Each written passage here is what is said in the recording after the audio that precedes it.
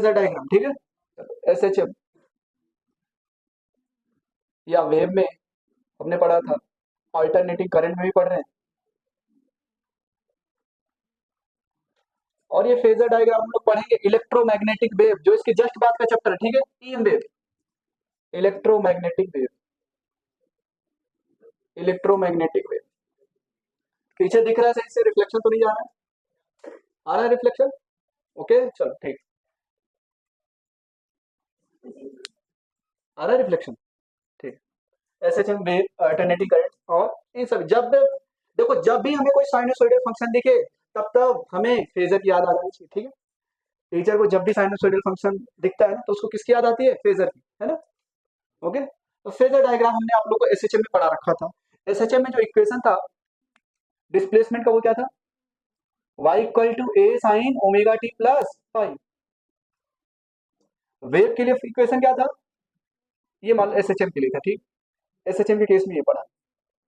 Wave के form, wave के लिए हमने क्या पढ़ा था? वेव के लिए displacement is function of position and time. तो क्या पढ़ा था यहाँ पे? A sine omega T minus K X plus five,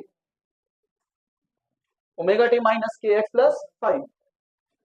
alternating current में क्या पढ़ा था हमने? करंट का variation with the function of time कैसे आता? अल्टरनेटिंग करंट में I equal to I not sine omega T plus five. अब इलेक्ट्रोमैग्नेटिक वेव, वेव पढ़ने जा रहे हैं तो वेव के लिए हमने ऑलरेडी इक्वेशन लिख रखा है, ठीक है। ईएम में भी सेम इक्वेशन पढ़ेंगे, ओके। चलो, तो आप लोग देख रहे हो साइनोसॉइडल फंक्शन दिख रहा है क्या सभी से? जरूरी नहीं सिर्फ साइन आए तो ही साइनोसॉइडल बोलेंगे, कॉस आएगा तो भी हम बोल सकते हैं वो साइनोसॉइडल, ठीक है।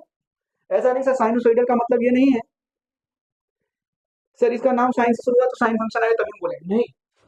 जिसमें भी पीरियोडिक वेरिएशन होगा उसको हम क्या बोलेंगे? ट्रिग्नोमेट्रिक पीरियोडिक, ट्रिग्नोमेट्रिक फंक्शन हो जैसे कॉस और साइन, तो उसको हम क्या बोलेंगे? साइनोसॉइडल, ठीक है। ओके, चलो, तो जैसा कि टॉपिक अपना फेजर डायग्राम है, फेजर का मतलब क्या? फेजर है क्या? Phasor nothing but A rotating vector. Phasor क्या है? एक रोटेटिंग वेक्टर है, ठीक है। ऐसा वेक्टर जो रोटेट करता है, ठीक है। फेजर क्या है? एक तरह का रोटेटिंग वेक्टर।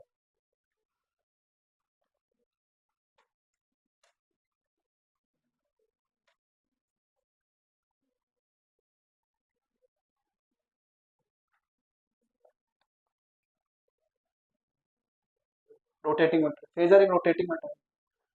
कौन सा डायरेक्शन रोटेट? ये कन्वेंशन है, ठीक है। रोटेट्स इन एंटी क्लॉकवाइज सेंस, रोटेट्स इन एंटी क्लॉकवाइज सेंस, ठीक है। फेजर की जो लेंथ है वो क्या देता है? एम्पलीट्यूड, ठीक है। एक तरीके का रोटेटिंग वेक्टर है। Its length of vector gives the amplitude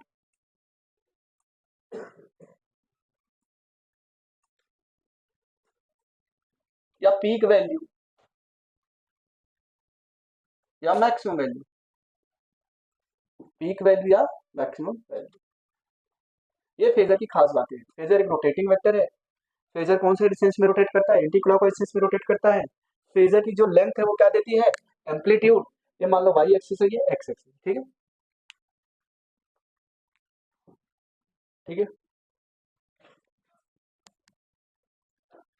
phasor का जो लेंथ है, अब जो अपना fundamental equation of alternating current था वो क्या था? I equal to I not sine omega T, I equal to I not sine omega T, ठीक है। फेजर हमेशा कौन से सेंस में रोटेट करेगा? एंटी क्लॉकवाइज सेंस में। मान लो अभी यहाँ पे था, टी टाइम में रोटेट करके यहाँ पे आ गया और ये एंगल है थीटा, तो थीटा बराबर क्या लिखोगे? ओमेगा इंटू टी, ठीक है। थीटा बराबर क्या होगा? ओमेगा इंटू टी, ये पढ़ते चले आ रहे हो, ठीक है। चलो, तो इस वेक्टर का जो रेडियस होगा, क्या इस वेक्टर की जो लेंथ होगी क्या देगी? Maximum value. और मैक्सिमम वैल्यू कितनी होगी? आई नॉट। इस वेक्टर का जो प्रोजेक्शन होगा वाई एक्सिस, वो क्या देगा? Instantaneous current. क्या देगा वो? Instantaneous current. इस वेक्टर का जो प्रोजेक्शन है ऑन वाई एक्सिस, वो क्या देगा आपको? इंस्टेंटेनियस करंट, ठीक है। Projection on, projection of phasor on Y बराबर I not into sine omega T है। अगर मैं इसका प्रोजेक्शन इधर, ये थीटा था ना, ये आई नॉट है, ये थीटा है, इसका प्रोजेक्शन अगर मैं निकालू वाई एक्सिस पे क्या आएगा? आई नॉट साइन थीटा है,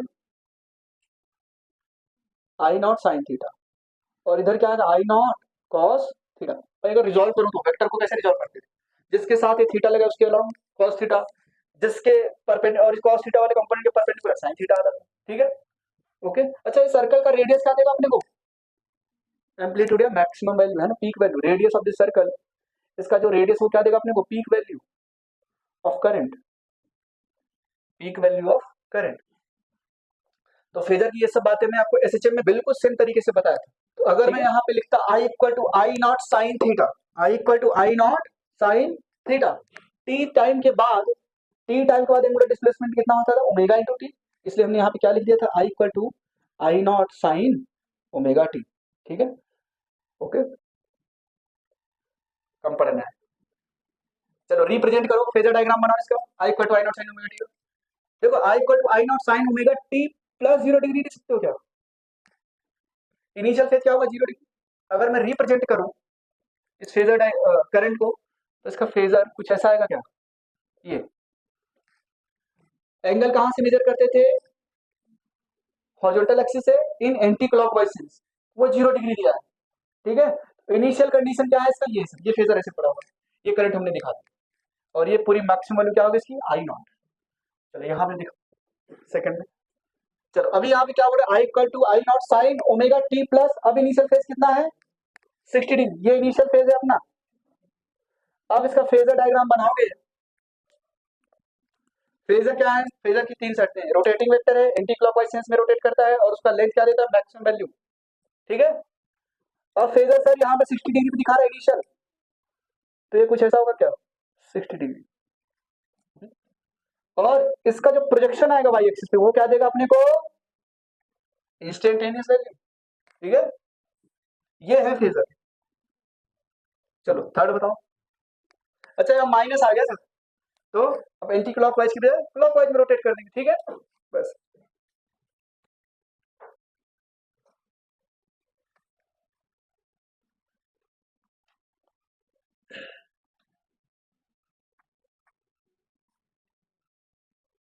I equal to I not sine omega T minus 30 degree,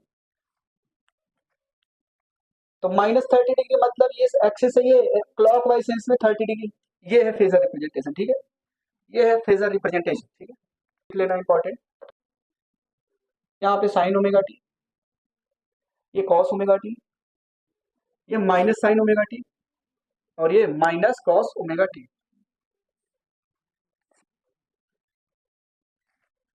चलो देखो ये मैं बोला था बहुत इंपॉर्टेंट तरीका है, और इस डायग्राम का क्या कर सकते हो, यूज कर सकते हो, ठीक है, हमेशा के लिए एसएचएम में भी यूज कर सकते हो, ठीक है। चलो आप लोगों ने वहां पे पढ़ा था ओमेगा टी प्लस 30 डिग्री, देखो plus 30 degree, minus 30 degree, plus 60 degree, minus 2 pi by 3, ये सब हमने किया था। अब यहाँ पे बस ये कोऑर्डिनेट सिस्टम बनाओ, sine omega t cos omega T minus sine omega T minus cos omega T, ठीक है। चलो अच्छा ये आपने जब A S T C rule पढ़ाया था, इसको मैंने क्या बोला था, 0 डिग्री, ये क्या था 90 डिग्री, ये क्या था 180 डिग्री, ये क्या था 270 डिग्री, फिर से ये 360 डिग्री, टोटल कंप्लीट हो गया क्या रिवोल्यूशन, ठीक है। एक कंप्लीट रिवोल्यूशन में कितने रेडियन घूम जाते थे, देखो अभी, अब मैं यहाँ पे कुछ क्वेश्चन देता हूँ, आपको रिप्रेजेंट करके दिखाना होगा, रिप्रेजेंट इधर ध्यान दो। इनमें से किसी एक को रिप्रेजेंट करके दिखाओ फेजर डायग्राम, किसी एक को जो तुमको आसान लगे, पीछे जितने लोग बैठे हैं, सब में से कोई भी चारों में से कोई एक बता दो मेरे को रिप्रेजेंट करके,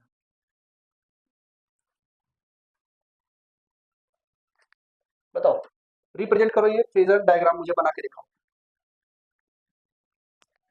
देखो फर्स्ट देखो इधर सभी लोग, sine omega T minus 5/3, I equal to I not sine omega T minus omega t, sine omega t sir क्या कर रहे हो, माइनस कर रहे हो, क्लॉक वाइज सेंस में जाओगे, माइनस पाई बाई थ्री का मतलब 60 डिग्री, इस सेंस में, ठीक है।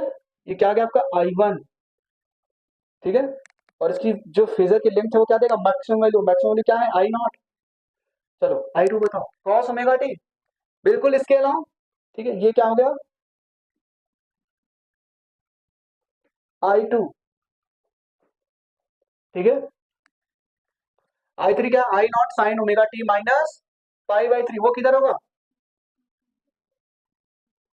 तो प्लस पाई बाई थ्री कर देता हूँ, चलो इसको प्लस करो क्योंकि पाई बाई थ्री फिर तो सेम हो जाएगा, प्लस करो।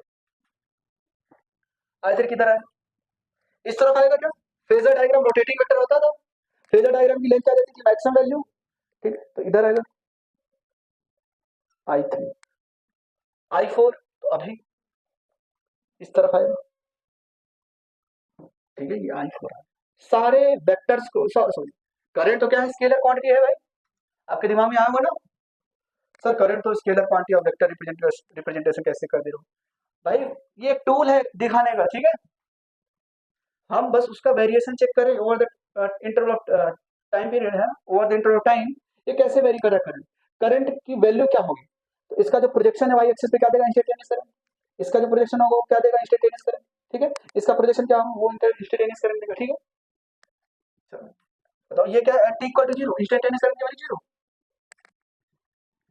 चलो आई फोर की वैल्यू है I not sine omega t और हमने रिप्रेजेंट कर, ये खुद में क्या है देखो, ये एक्सिस अगर हमें करंट दिया था I equal to I not cos omega T, तो इधर I equal to minus I not sine omega T, तो ये वाला फेजर होगा, ये खुद में एक क्या है, फेजर है ना, इसको हमने फंडामेंटल मान के इसके रिस्पेक्ट में सभी को रिप्रेजेंट किया हुआ है, ठीक है, और एक्चुअल में यही आएगा रिप्रेजेंट करोगे तो, ठीक है, I not sine omega T इस तरफ, कॉस ओमेगा टी इस तरफ, माइनस साइन ओमेगा टी इस तरफ, माइनस कॉस ओमेगा टी इस तरफ, ये आपको याद रहना चाहिए, फिर आप सारे ही वेक्टर को इजीली रिप्रेजेंट कर पाओ, ठीक है। देखो एम्स में एक बार क्वेश्चन आया था, इसको इरेज करो, क्वेश्चन देखो,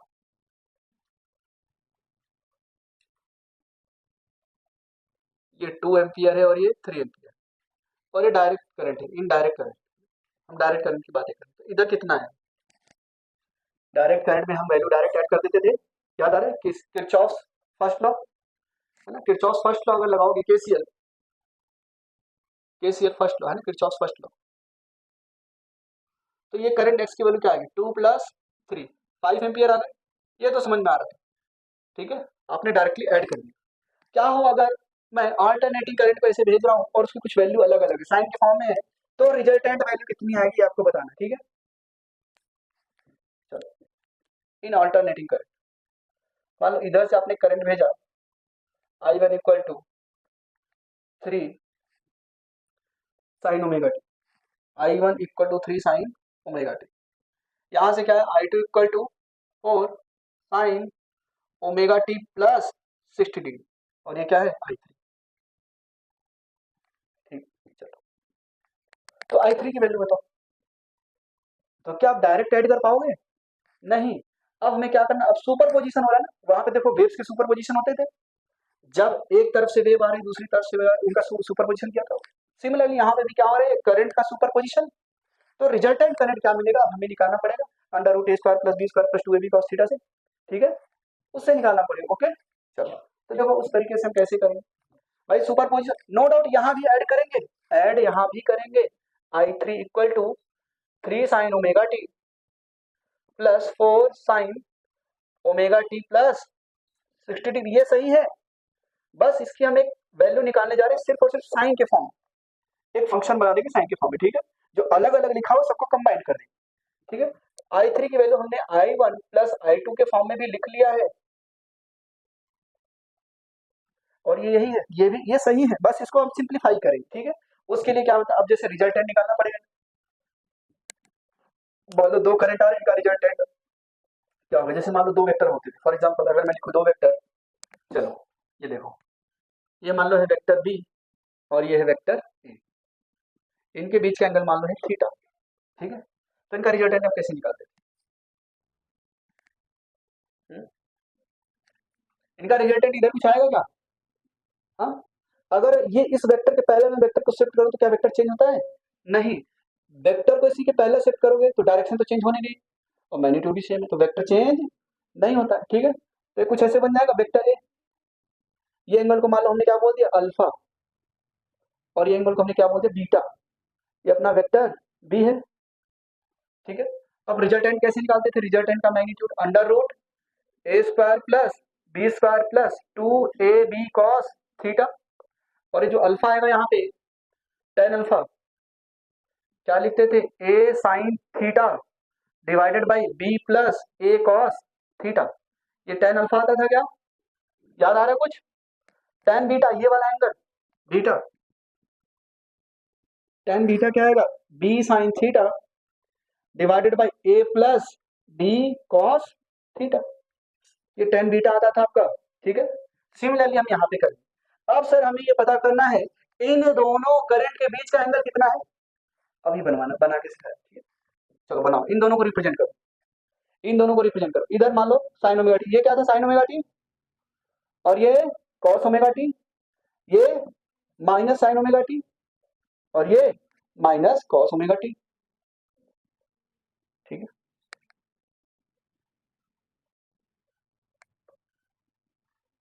चलो अब बताओ इस I one equal to three sine omega t, इधर मैं किसको रिप्रेजेंट करूंगा? आई वन को। इधर मैं किसको रिप्रेजेंट करूंगा? आई वन को। और आई टू किधर है? साइन ओमेगा टी से कितना एंगल बना रहा है? 60 डिग्री। इसकी मैक्सिमम वैल्यू कितनी है? 3, और ये 60 डिग्री बना रहा है साइन ओमेगा टी। इसकी मैक्सिमम वैल्यू कितनी है? 4। तो क्या दोनों ही करंट के बीच का आपको एंगल पता चल गया? तो अब आप रिजल्ट निकाल पाओगे? भाई ऐड कर रहे हो मतलब सुपर इम्पोज कर रहे हो ना, सुपर पोजिशन हो रहा है, सॉरी सुपर इम्पोज नहीं, सुपर पोजिशन कर रहे हो। ठीक है, बताओ क्या है इनका रिजल्टेंट? आई वन की वैल्यू है 3, आई टू की वैल्यू है 4 मैक्सिमम वैल्यू। अब इन दोनों के बीच का एंगल है, तो इनका रिजल्टेंट तो निकाले आई थ्री। आई थ्री क्या है इनका रिजल्टेंट? आई थ्री बराबर क्या लिखोगे यहाँ पे? आई थ्री बराबर under root 3 square plus 4 square plus 2 into 3 into 4 into cos, क्या आएगा? 60 डिग्री। सिंप्लीफाई करोगे तो आई थ्री बराबर क्या आएगा? अंडर रूट 3 स्क्वायर कितना है? 9, 4 स्क्वायर 16, प्लस 2 इंटू 3 इंटू 4 क्या होगा? 24। या यूं कहूं ये कॉस 60 डिग्री कितना है? 1/2, 1/2 से 2 कैंसिल, तो 9 प्लस 16 25 प्लस 12 रूट में 37 आएगा क्या? रूट में 37 एम्पियर आ गया आई थ्री की वैल्यू। ये तो सर आई थ्री का मैग्नीट्यूड है, मतलब एम्पलीट्यूड आया। क्या ये maximum value I I three की? आई नॉट की वैल्यू आ गई। अब हमें sign omega T plus five के फॉर्म में लिखना होता है। अब फाइव कितना है ये हमें निकालना पड़ेगा ना, रिजल्टेंट इधर कहीं पे आएगा। ये ये फाइव कितना होगा ये चाहिए ना अपने को, इनिशियल फेज। तो कैसे निकालेंगे यहाँ पे? याद करो इस वेक्टर को ऐसे शिफ्ट करता था तो इधर बना, और ये एंगल कैसे निकालते थे? यहाँ पे देखो ये फॉर्मूला लिखा है, तो निकालो ये एंगल। ये क्या है? पीक वैल्यू, पीक वैल्यू, ये क्या है? पीक वैल्यू है। ठीक है, चलो बताओ ये एंगल तो क्या आएगा? Tan five equal to 4 sine 60 degree divided by 3 plus 4 cos. भाई इस एंगल के सामने कौन साइड थी? ए, और ये बी था। तो टेन अल्फा, यहाँ पे क्या है? टेन अल्फा बराबर क्या लिखते थे? A sine theta divided by B plus A cos theta, है ना? तो यहाँ फाइव है ना, तो क्या लिखोगे? ए साइन थीटा, इनके बीच का angle theta divided by B plus A cos theta, ये लिख दिया। बताओ वैल्यू क्या आ रही? 4 साइन 60 डिग्री की value root 3/2 divided by 3 plus 4 cos 60 degree value 1/2, 2 से 2 कैंसिल, क्या आ गया? 2 रूट 3 डिवाइडेड बाई 5, क्या आएगा क्या? तो जो इनिशियल फेज आएगा वो क्या आएगा? Tan inverse 2 root 3 divided by 5, या अपने को आई नॉट पता है, साइन ओमेगा टी से थोड़ा सा ऊपर है, तो जो इक्वेशन बन के आएगी आई थ्री, उसको मैं क्या लिखूंगा? आई थ्री बराबर आई नॉट मतलब रूट में 37 sign omega T, anti clockwise sense में ये थोड़ा सा ऊपर है, और ये एंगल हमने निकाल लिया, कितना आया? प्लस टेन इनवर्स 2 रूट 3/5, ये अपना इनिशियल फेज। ठीक है, ओके, ये आई थ्री बन के आया, समझ में आया? ऐसे बनाया मैंने, भाई ऐड किया। अब कुछ किया नहीं हमने, ये साइन ओमेगा टी और जो sign omega T plus 60 degree है, इनको कंबाइन करके एक साइन के फॉर्म में लिख दिया, सॉल्व किया, बस ट्रिग्नोमेट्रिक फंक्शन को सॉल्व किया है। मैंने बताया था ना, A sine theta plus B cos theta, maximum value कैसे निकालेंगे?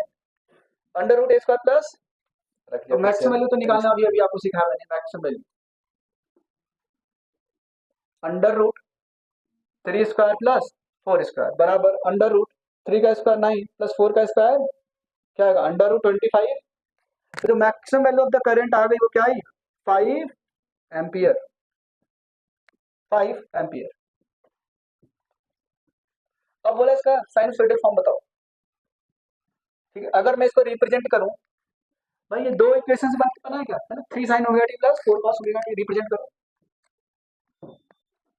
मान लो ये एक करंट आई है जो दो करंट के सुपरपोजिशन से आ रही, सुपरपोजिशन करा है, ठीक है।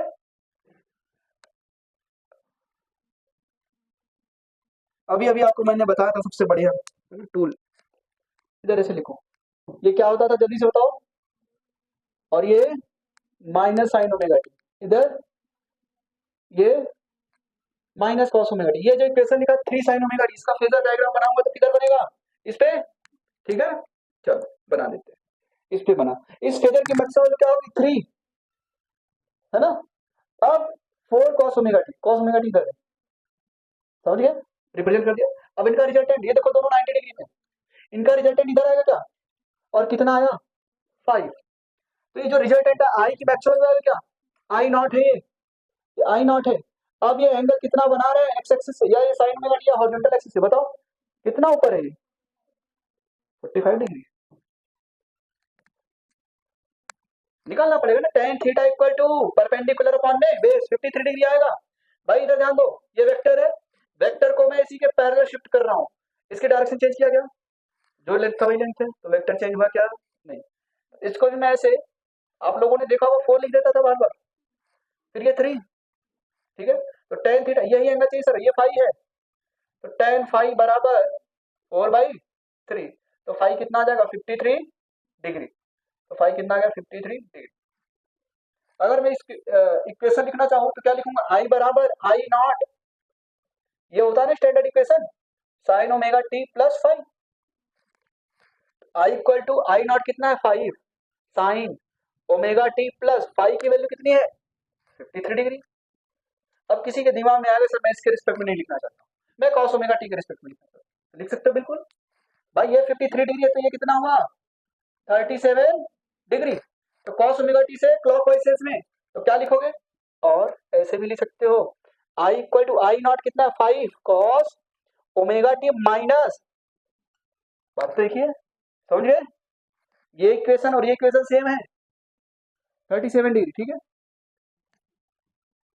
The equation of alternating current is given as I equal to I not sine omega T. तो बताओ जो फेजर होता था, फेजर का जो वाई एक्सिस पे प्रोजेक्शन था वो क्या देता था, इंस्टेंटेनियस वैल्यू, ठीक है। चलो बनाते हैं, पहले I equal to I not sine omega T का फेजर डायग्राम बना,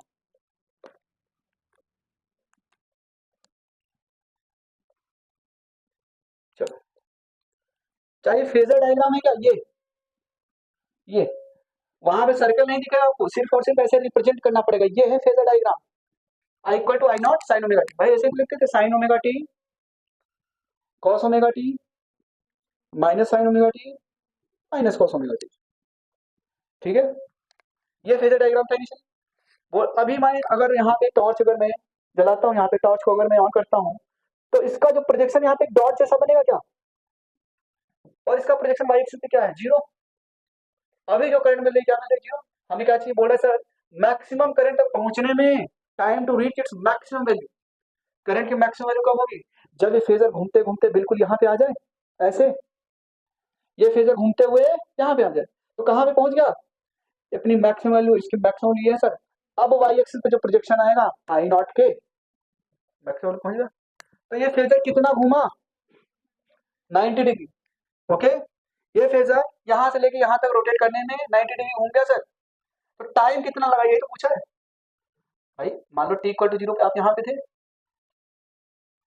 ठीक है, मान लो टी इक्वल टू 0 पे आप यहाँ पे थे, बोला कितने टाइम पे आप यहाँ पे हो गए, अब आप यहाँ पे आ गए, ये टाइम बताओ क्या है। तो आपने बोला अरे फेजर जो है रोटेट कर कितना क्या, ये बता दो, मैं बता दूंगा, पूरा रोटेट करने में कितना टाइम लेगा, टाइम पीरियड के बराबर, मतलब 360 डिग्री रोटेट करने में कितना टाइम लग रहा है टी, तो 1 डिग्री रोटेट करने में कितना टाइम लेगा टी बाई 360 डिग्री, ओके। और 90 डिग्री रोटेट करने में कितना टाइम लेगा टी अपॉन में 360 डिग्री इंटू 90 डिग्री, 0 से 0 आया 4, टी बाई 4 टाइम लगा क्या, टी बाई 4 आया सर यहाँ, ये t equal to t by 4 आया, बात समझ में आई, ठीक है। चलो फॉर्मूले से भी कर सकते थे, थीटा बराबर क्या होगा ओमेगा इंटू टी, सही बोल रहा हूँ, थीटा बराबर ओमेगा इंटू टी, चलो ये मान लो मेथड नंबर 1 था, ये बिल्कुल कॉमन सेंस का यूज करके किया। मान लो कॉमन सेंस गायब हो गया उस दिन एग्जाम के दिन, ठीक है, वो उसी दिन गायब होता है, ठीक है, मस्त साल भर चलेगा उस दिन। कैलकुलेटर का हम 2 + 2 हमें पता है 4 होता है, फिर भी हम कैलकुलेटर में करेंगे, वेरीफाई करेंगे, क्योंकि वो वहां पे बिल्कुल है ना, एक भी मिस्टेक हम अफोर्ड नहीं कर सकते। ऐसा होता है, ऐसा होता है। खैर आप लोगों को भी नहीं होगा, हम लोगों के साथ ऐसा ही होता है। इंजीनियरिंग कॉलेज में जब जाओगे तो वहां पे इतने कॉम्प्लिकेटेड सॉल्यूशंस होते हैं, हमें बार बार वेरीफाई करना पड़ता है सही है कि नहीं सही है। तो छोटी से छोटी वैल्यू हमें आती है, फिर भी हम वेरीफाई करते हैं उसको। खैर सेकंड मेथड देखो, तो क्या होगा यहाँ पे, थीटा बराबर ओमेगा इंटू टी। कितना एंगल घुमा है फेजर, मैक्सिमम वैल्यू तो पहुंचने के लिए फेजर कितना घूम गया, 90 डिग्री। तो यहाँ पे क्या लिखोगे, पाई/2 बराबर ओमेगा की वैल्यू क्या होती है, 2 पाई/टी होती है क्या, 2 पाई/टी इंटू टी। पाई से पाई इसको उधर ले जाओ, 2 को नीचे ले जाओ, तो टी बराबर क्या आ जाएगा, टी/4। ये भी पता होना चाहिए बैकग्राउंड में आपको, ठीक? ये इनिशियल फेजर है, टी इक्वल टू जीरो पे, टी इक्वल टू जीरो पे यहाँ पे है, बोल रहा है ये जब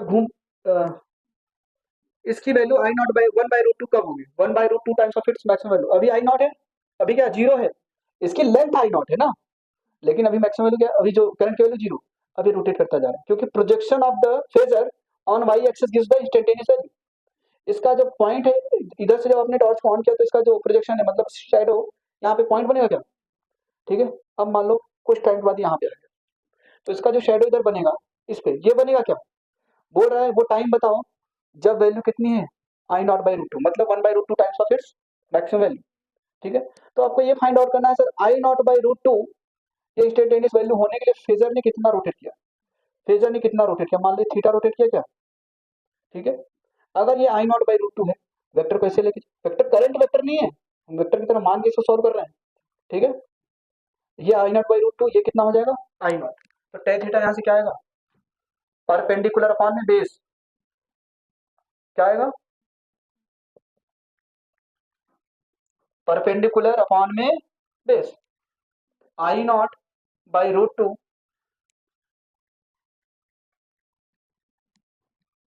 बेस अपने को नहीं पता है ना, हाँ यहाँ पे ये भी नहीं पता होगा, बेस भी चेंज हो जाएगा, बेस भी चेंज हो जाएगा ना। अब इसका प्रोजेक्शन यहाँ पे कितना, I0 cos थीटा, ये भी नहीं पता है।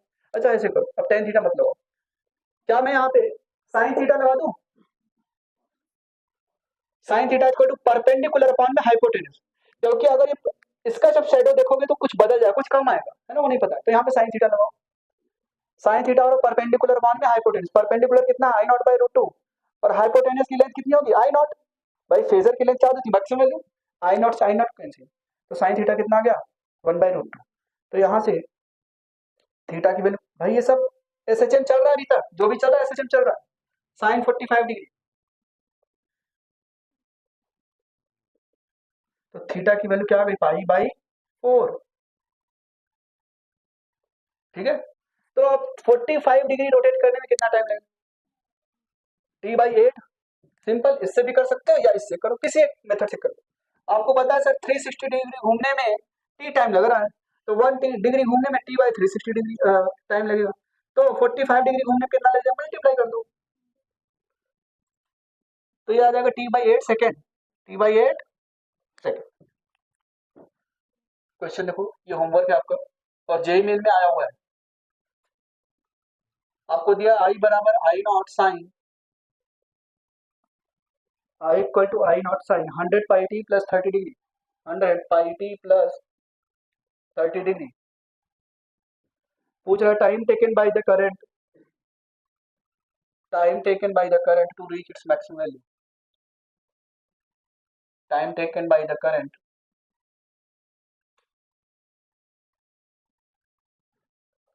To reach its maximum value, to reach its maximum value.